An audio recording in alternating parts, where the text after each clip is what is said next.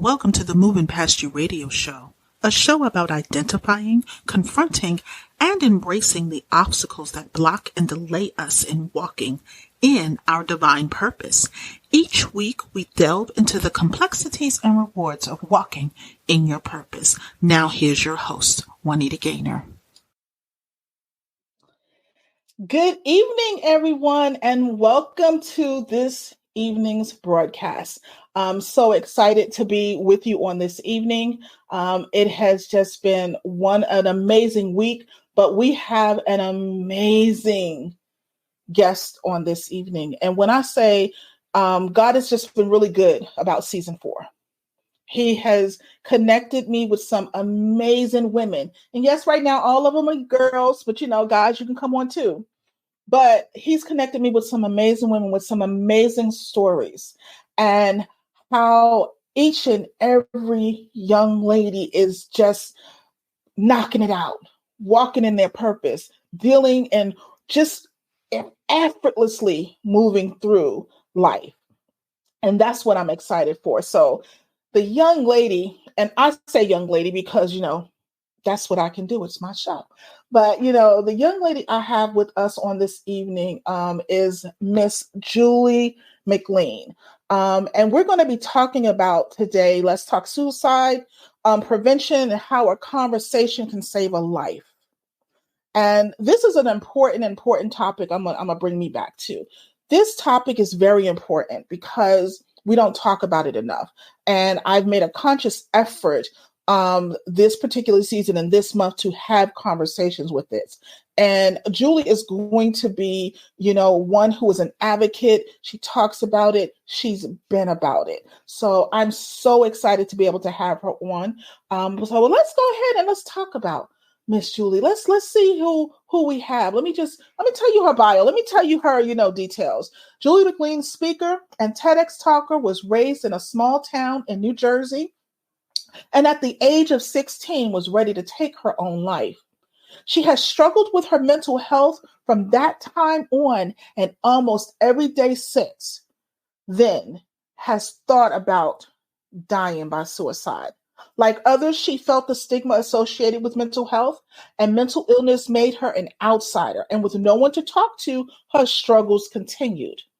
In 2019, she reached a breaking point only to have her husband save her life by asking the 3 most important questions. Are you okay? Do you want to hurt yourself? And do you have a plan? The answers to these questions finally got her the help she needed. And she enrolled in an intensive talk therapy group. Finding out that talking had helped, she realized that she wanted to help others to not be afraid to share how they felt. And that's when Julie decided to start the convo and make it her mission to end mental health stigma and lower suicide rates. Today, Julie is a mental health and suicide awareness advocate, as a suicide prevention speaker, a TEDx speaker, a trainer, and a coach, helping organizational leaders get comfortable talking and implementing measures to address suicide prevention in their organizations. Now, before I bring Julie up to the platform, I am going to play a trigger warning because, again, we are very understanding that this can be triggering to someone. And we want to make sure that you have the resources that are necessary to help you go through this conversation. Hello, and welcome to today's discussion on suicide prevention. We want to start by acknowledging that the topic we're about to discuss can be very sensitive and may be triggering for some individuals. We're committed to providing a safe and supportive environment for our listeners, so we want to offer a trigger warning. If you or someone you know is struggling with thoughts of suicide, please know that you are not alone, and there is help available. This discussion is intended to provide information and support, but it may bring up difficult emotions for some. During this conversation, we will be talking about strategies for suicide prevention, recognizing warning signs, and seeking help for yourself or others. While we will strive to handle this topic with care and sensitivity, if you find that this discussion becomes too distressing, we encourage you to pause or step away as needed. Remember, it's okay to seek help and reach out to professionals or support networks. You don't have to face this alone. If you or someone you know is in immediate crisis, please call your local emergency number or a suicide prevention hotline. In the United States, you can call the National Suicide Prevention Lifeline at 1-800-273-TALK, that's 1-800-273-8255. Thank you for joining us today. Let's begin our discussion with the utmost compassion and understanding for one another. And with that, I am going to bring up Miss Julie McLean. Hi, Julie. Hi, Juanita. How are you today? I'm doing really well. How are you today? I am doing very, very well. Like I said, I'm so excited to have you on board because, you know, in our one-on-one and our talking about it, I just not only loved your passion, but your compassion. As someone who had walked through it, you really just impressed upon me the need to have the conversation. So I know I read some part, you know, in your bio and things like that, but I would like for you to lead us into that initial step on your journey to being what you are today. The beginning step of my journey started back when I was a child, coming from a slightly abusive household. And that first realization that I did not want to be on this earth any longer because I didn't want to have to deal with the pain that was associated with what I was going through. But for me, I was fortunate that I had this sudden realization that if I leave this world, what's going to happen to my family, and specifically my mom and my sister. And that carried on throughout the years. It was not my last attempt to take my own life. As a matter of fact, my son was 3 the next time I tried to take my own life. And realizing that what's going to happen to my son if I'm not here was a huge realization for me. But I think the crux of my journey has all come down to the last 4 years when in 2019, my husband came home. I was crying hysterically and I told him I was going to leave. And he did not like that answer because we had a great marriage and have had a great marriage for over 30, almost 30 years. So it's been a lot. And that's when he asked me those all important questions. The first one was, "Are you okay?" He knew I wasn't, but he asked the question anyway, and all I could do was shake my head no. And then the second question was, "Do you want to hurt yourself?" He knew that I struggled with my mental health. So that was a question that was next commonly to come in line. And I think the one that surprised me the most was, "Do you have a plan?" Because I most certainly did. I had been planning for weeks. And for him to ask that question, it really was kind of really upfront in my face saying, yes, this is really what I want to do. But from there, he never left my side after that. He never left me alone. I wasn't even allowed to go to the bathroom by myself. He kept a close eye on me. And the following day, I got the help that I needed and was put into intensive therapy. And those first 3 days in my therapy, I hung my head down. I had my bangs covering my eyes. I didn't talk to anybody. I didn't look at anybody. I just stayed by myself. I was very isolated until I realized around the 3rd day that all these people in this room are going through something very similar that I've just gone through and have been going through. And they're freely talking about it because this was a safe place. And that's when I started opening up and realizing that as I'm talking, I'm actually feeling better because people are understanding what I'm trying to say. And if they didn't understand, they asked questions. They never passed judgment. And that's what started it all, realizing that having the ability to ask questions without passing judgment and talking to people without that judgment made me realize that the stigma that's associated with mental health and mental illness is huge. And I have a little bit of a different take on this as well, because yes, I am a suicide survivor, but I also have a family member who died by suicide. So I kind of understand what he went through coming to that end part. At the same time, I understand what I went through. And the first thing I had to do to start this journey was get myself right, get myself safe for me. And part of that was learning how to confront the negative self-talk that I had in my head, and teaching myself how to relax, how to be calm, how to take control of me, and not relying on the fact and not using the excuse that this is the way I was brought up, this is the way I have to be. Right.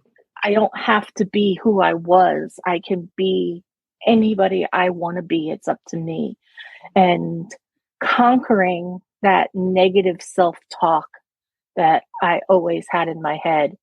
I guess I shouldn't say conquering, because I still deal with it all the time. But I think we all do at some points in time, is deal with that negative self-talk. It's because we learn, the first words we learn are no when we're children.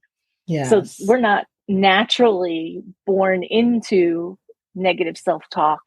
We're actually taught it, and we don't realize it until we go through something like I went through and had that realization that this is, a big part of my challenge is to get through that negative self-talk.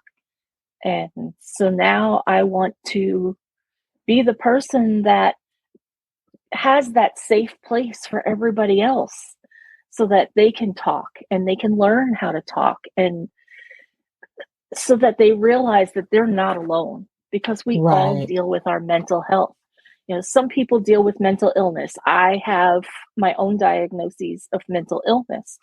However, the rest of us, you included, and my family and anybody else's family, we all deal with mental health challenges on a daily basis. Yes. So why is it so hard for us to talk about it? So that's basically, where this all came from. Amazing. And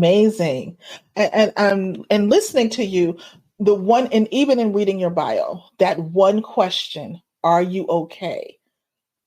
I don't think how many people understand how important that question is, because it can snap you back to reality really quick, because in a moment you realize somebody actually cares or has asked, are you okay? Because I know that was a turning point for me, even in my healing. Yeah.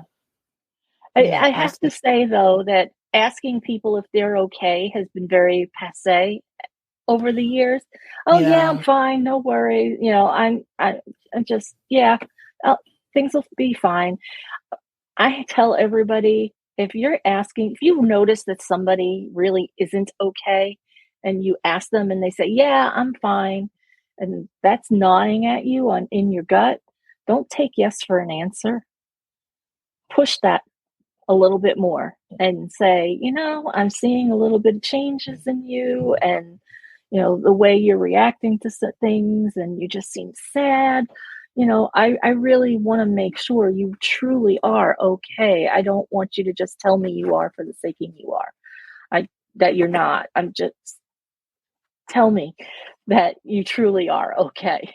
Right. And I'm glad you went deeper into that, because that is true. Like, sometimes we just take people's word that they're okay, and our gut is telling us something's wrong, but we just never follow through with it.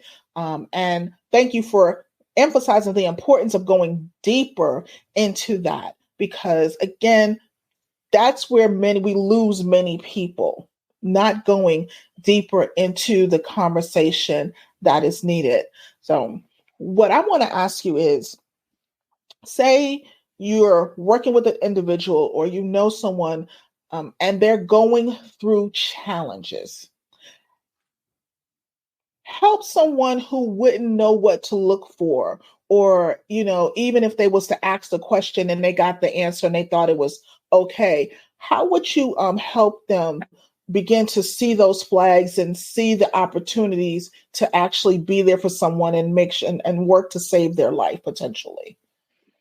Yeah, so some of the flags are subtle and some of the flags are really in your face. But some of the subtle flags would be you're scheduling time to be with this person, and at the last minute they're canceling. And it's not just once, it's twice, 3 times, 4 times. They're just always saying, oh, I'm just not feeling good. I'm going to pass this time. Some of the other things are, I was the one who did this a lot. All my sick days used to be taken in January, February, and March, the typical winter, because seasonal affective disorder. I get depressed during that time of the year because everything is gray, unless you live here in Florida like I do now.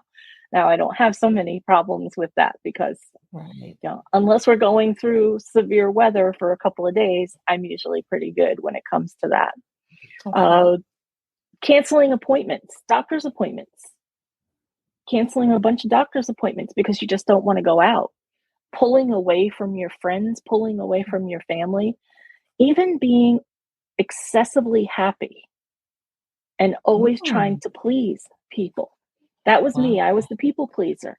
I would be down and my shoulders would be down and my face would be down.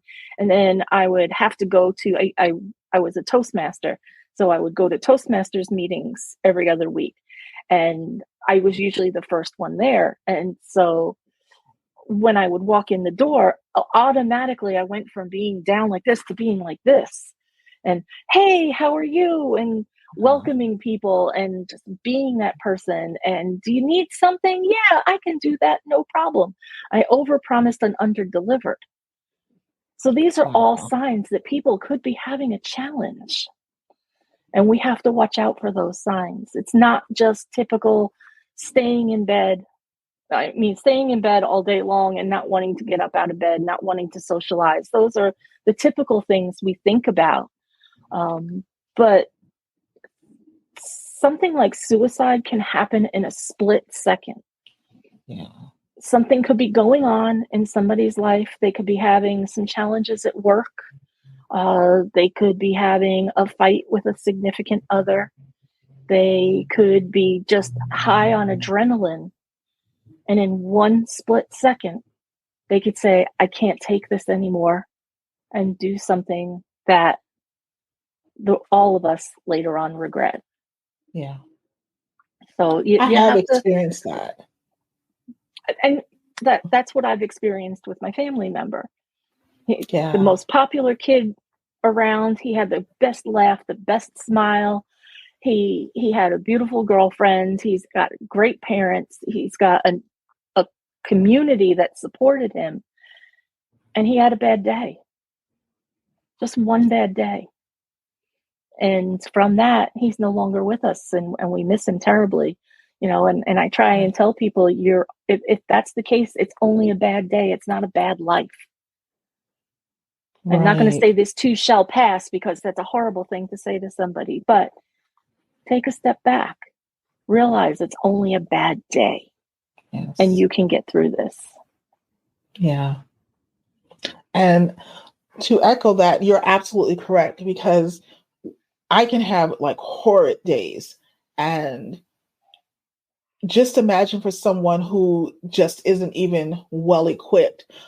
As someone who works with trauma, patients and clients, they're so accustomed to just not feeling. And that one bad day is the one day that they feel. They can't take that feeling and take that emotion. And they're like, I'm gonna check out for real if this is what this feels like. And again, no one said anything. No one paid attention. Sometimes we get that inkling in our gut, like something's not right. Like that's what we call the spidey sense. Like little kids call it the spidey sense.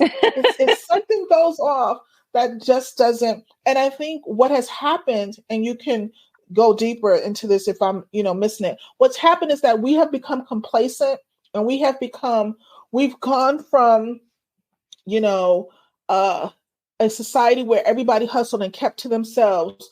And so now we're in this middle part where, I call like Gen X. I'm a Gen Xer, and we're in between the caring for the parents and then still caring for the children, and then trying to and identifying that we really have mental health issues, but we've created a microwave society in some aspect that everything is handed to them and if you get it. And so when someone gets that disappointment of not having what they wanted, now it's just like, it's taking them off the deep end and derailed. So we don't pay attention to mental health because we say, oh, it's just someone acting out because they didn't get their way, or oh, they'll be okay one day or whatever.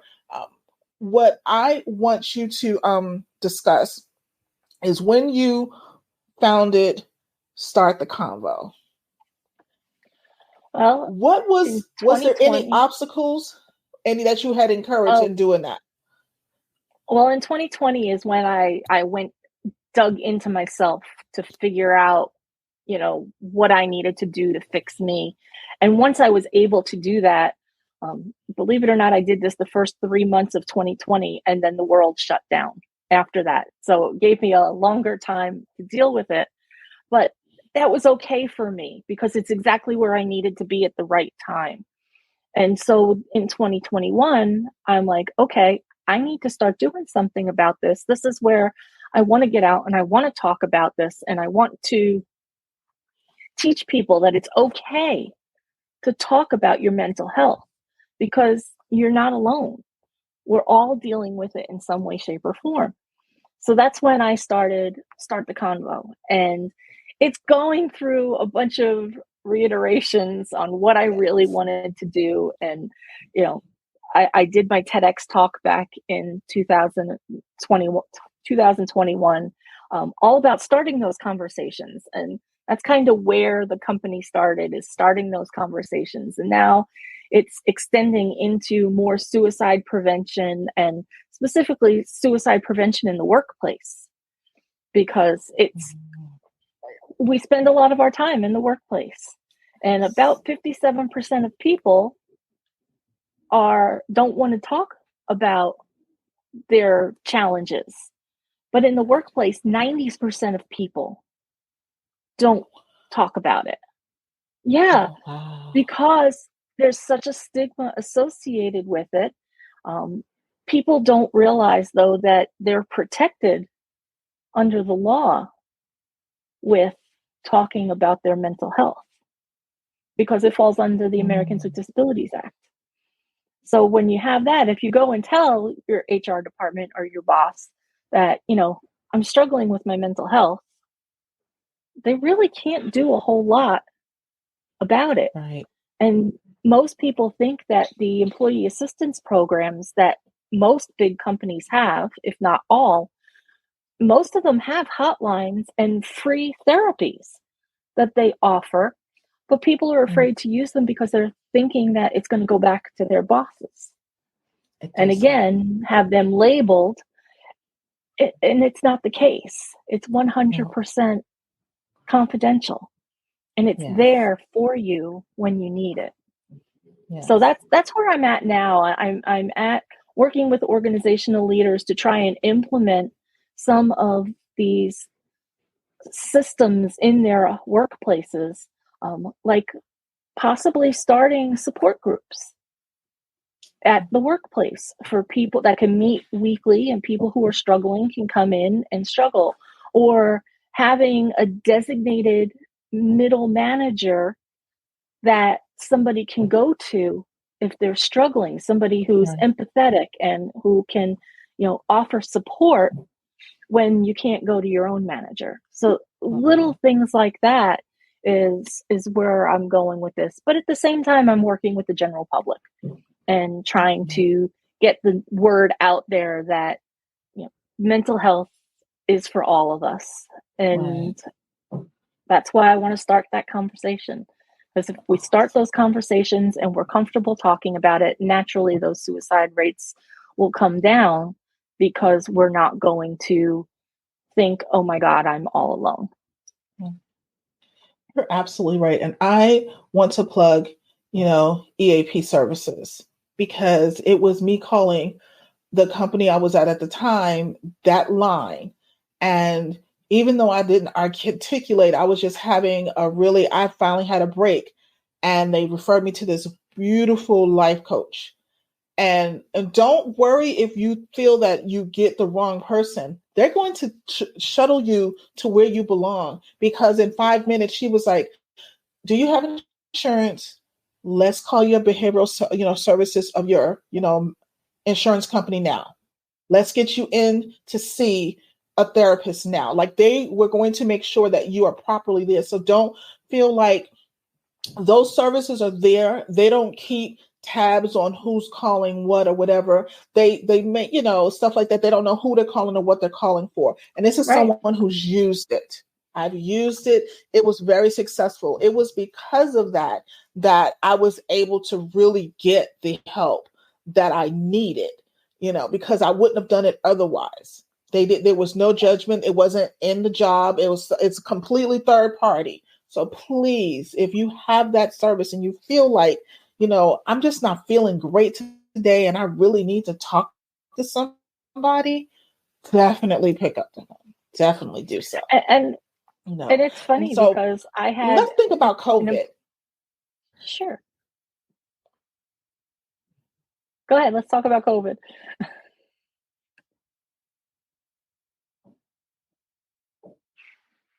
No, I want you to finish your statement, because I think I'm gonna love what you're about to say, because I think I know where you're segueing into. What I was going to say is, I worked in a company that had an employee assistance program, and I never used it, but I referred other coworkers to it.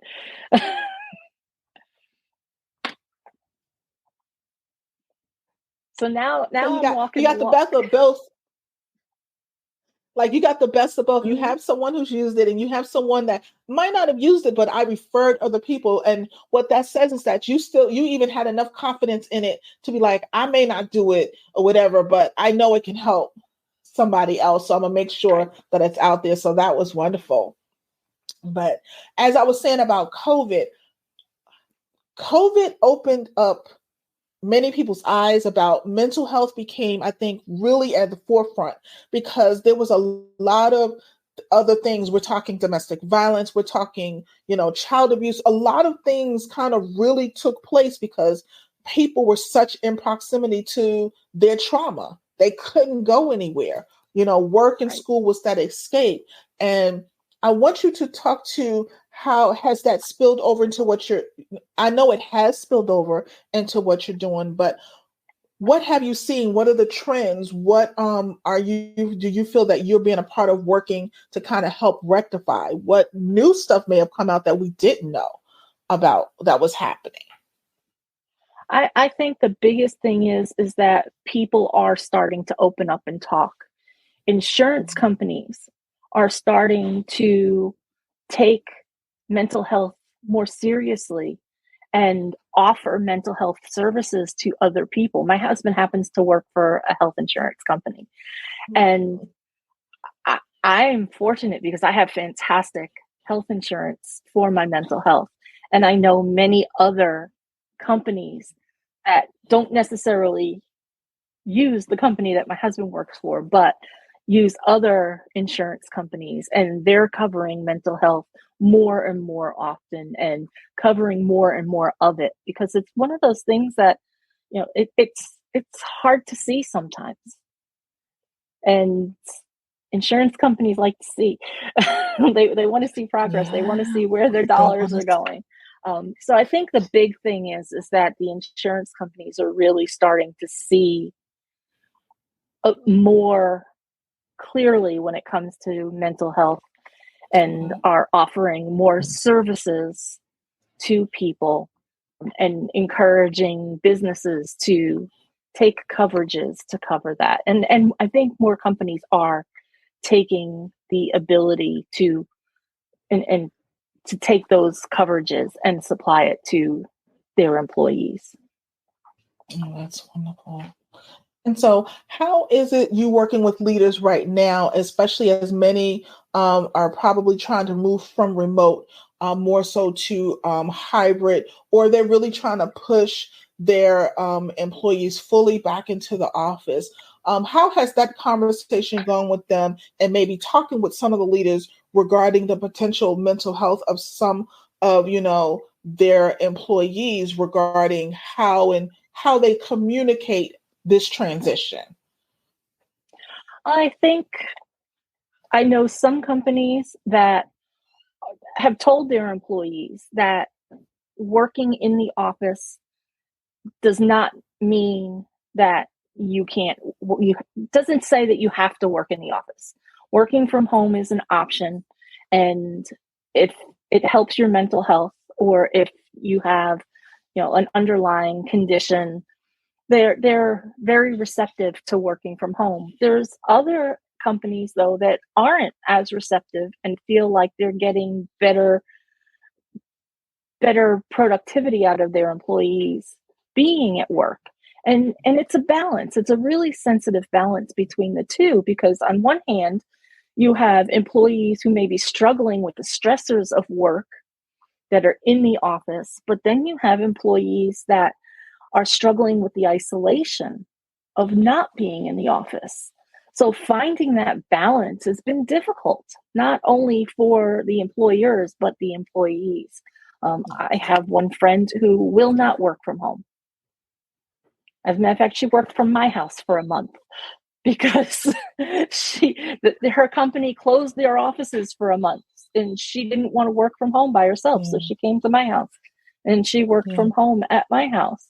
I have another person who, has some underlying challenges that she is not comfortable going into the office as often. So she'll go once a week or twice a week.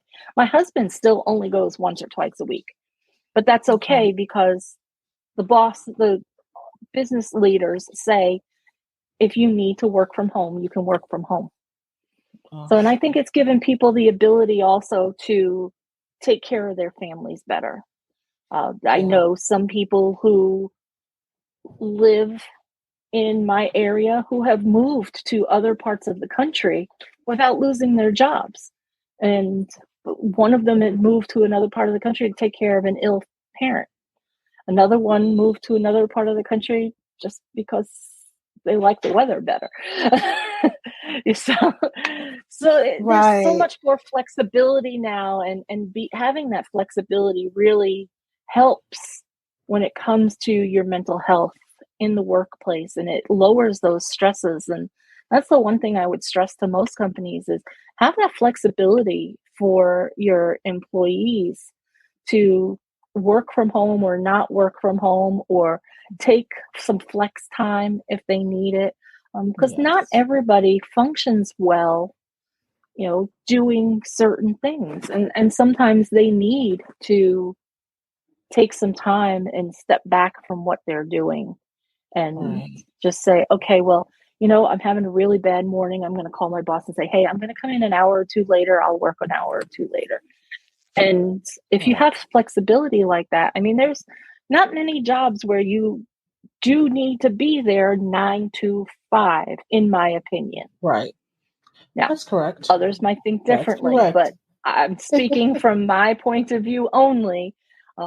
Because if I can't work 9 to 5, Jane can work 9 to 5, and I can work 10 to 6, and Joe can work 11 to 7. And so there's rotations around everything. Absolutely. Oh, I know I've been seeing some promising, results, because I know for me, I am like an introvert. So for me, COVID was a blessing. Even though I still had to go in, to the office or whatever, I still had to go in. I think it was like 2 or 3 times a week, but everyone else didn't. But it was a blessing for me. Like, I don't have to go out. What? Me and Instacart became friends. I don't have to go to the grocery store. Fine. But I realized that I have other friends who struggle with that. They need the interaction. And so I was grateful to see the conversation begin to really be had, not only amongst, employers, but amongst each other.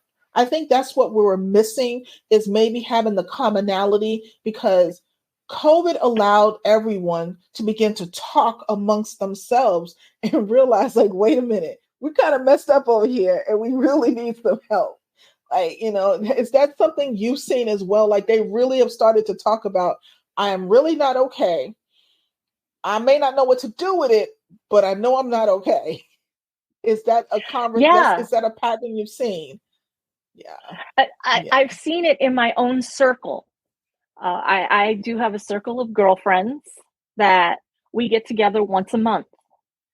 And it started all because somebody was struggling and we wanted to support her. So we started getting together once a month. And as a matter of fact, I was just on a text thread today with that circle of women. And we're getting ready next weekend to get together again because a couple of us are struggling. So it's nice to see that people getting together. It's nice to see sports come back, because now the kids are playing sports. My husband is gone every other Sunday to the football game. Thank goodness. I get my own personal time now instead of sharing my time with him. Yeah. But that's okay, because like I said, COVID was good for me, but it wasn't good for everybody. There are people who are more extroverted who need that companionship and need that interaction.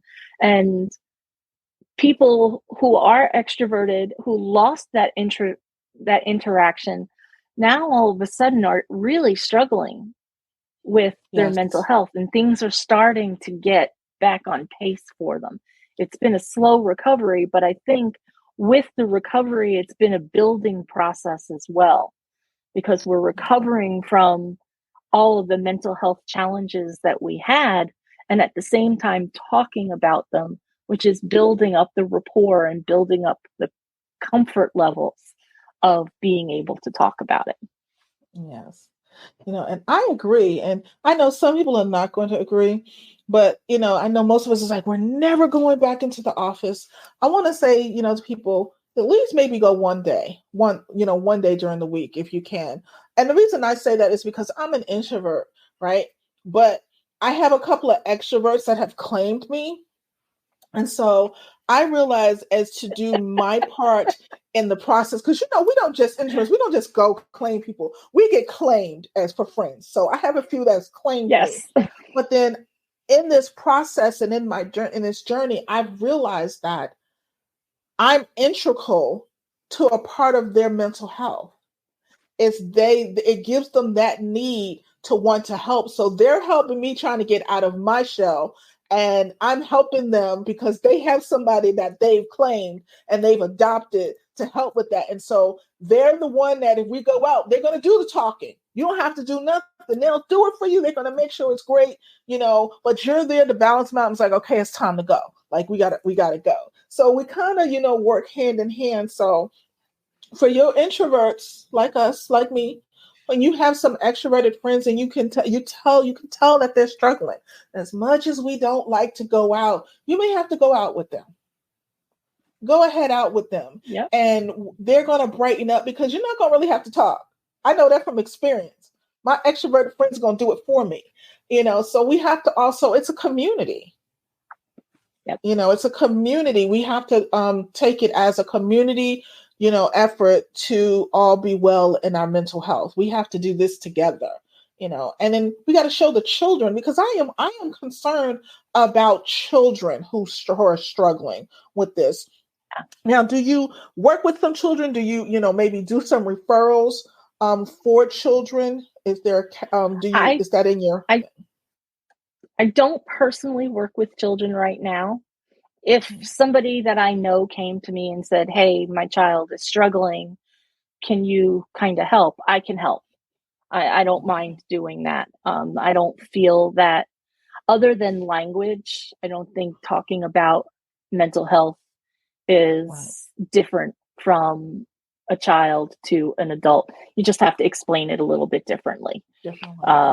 But yeah, but I've seen how all of this affects children, and it's scary sometimes because more and more kids now are being homeschooled, which is a wonderful thing. Don't get me wrong. Homeschooling is a wonderful thing, but homeschooling and finding a way for children to be social is so important.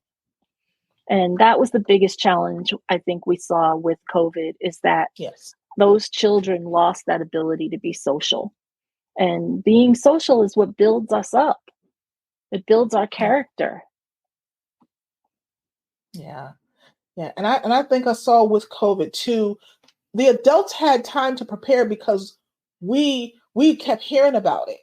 For the kids, it was 1 minute, okay, we're just going to be on break for 2 weeks, to it went to 2 years. They went from, oh, we're going to see you guys in 2 weeks like it's a regular, break. And then it was 2 years. And so to them, the loss, I feel it was harder for them. And so what I would like for you to do for any parents who may have children that, potentially go through, going through some struggles, what, maybe 1 or 2 pointers you can give them to make sure that they can get them the help that they need without feeling stigmatized, because it's usually the parents that are just like, I would say first, and believe it or not, I would say this to leaders as well, and managers. First, be open about your own mental health with them. It shouldn't be kept a secret. If you can turn around to little Joey and say, hey, mommy's struggling too. At work, I have bullies at work maybe that I have to deal with. You might have bullies at school that you have to deal with. I have people that I work with that I might not always get along with. You have friends that you might not always get along with. I'm here to be a safe space for you.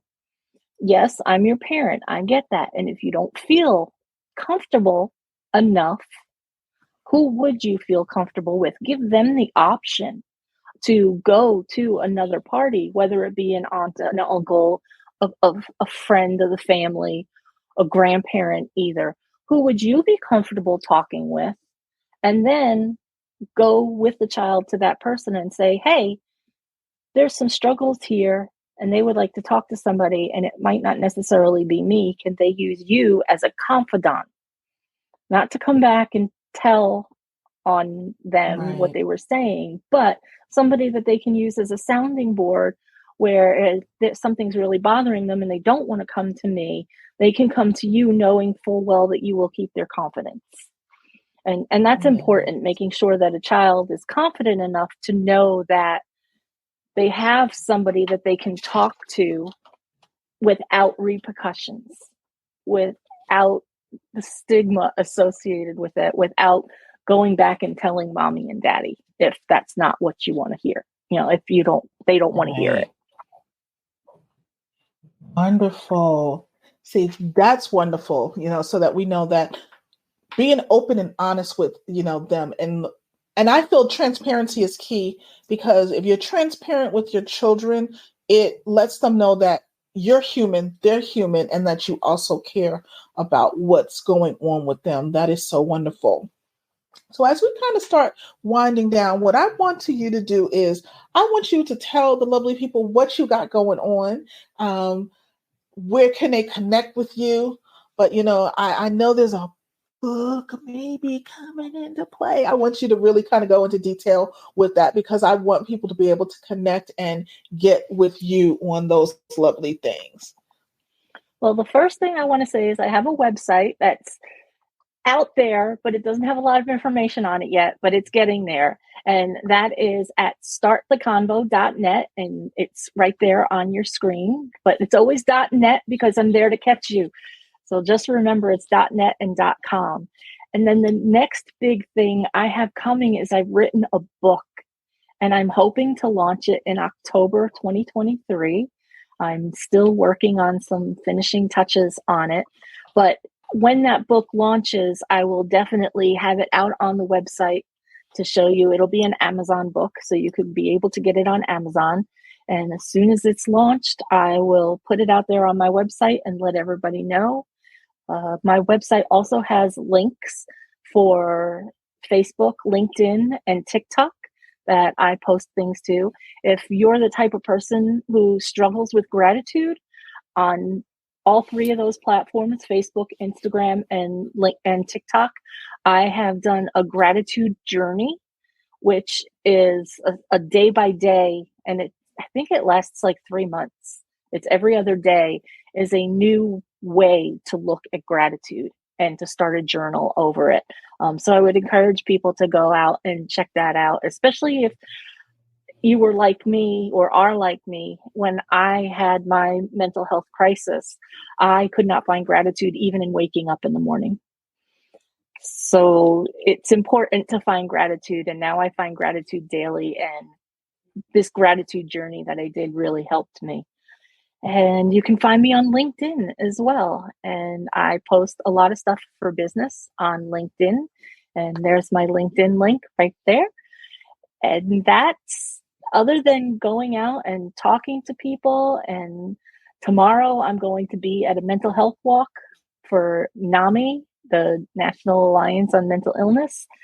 I'm going to be there tomorrow in Jacksonville, Florida. So if you're listening in Jacksonville, Florida, and you want to stop by and see me, go ahead. I will probably be at a registration desk somewhere helping them out. But that's it. Otherwise, I'll be on somebody else's podcast talking about mental health. You'll always find me talking about mental health.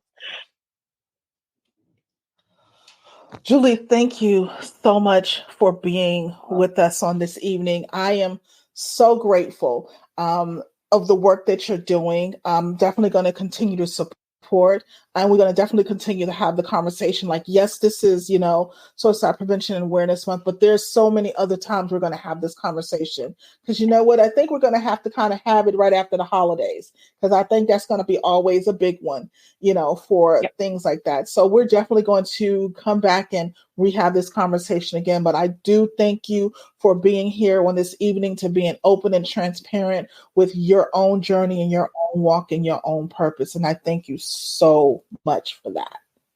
It was my pleasure to be here. Thank you. So, hey, everyone, thank you again for joining us on this evening. Oh, my goodness. Like, you're going to be able to definitely listen to it, replay it. I want you to digest it fully, to really get into what we're discussing. Take heed the lessons and the questions and the things we told you to look out for, because it is so important that we do those things, because at the end of the day, we are our own community. We have to look out for one another. And if someone's not okay, we need to take that initiative and make sure and take those extra steps, because those extra steps can mean someone's life. Those extra steps can prevent heartache. Those extra steps can get somebody the help and the nurture and the love that they need to know that they're wanted, loved, and needed on this side.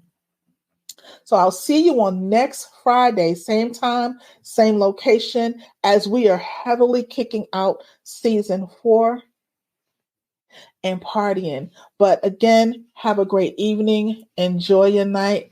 And remember, be blessed and be kind in everything that you do. Thanks for joining us this week on the Moving Past You radio show.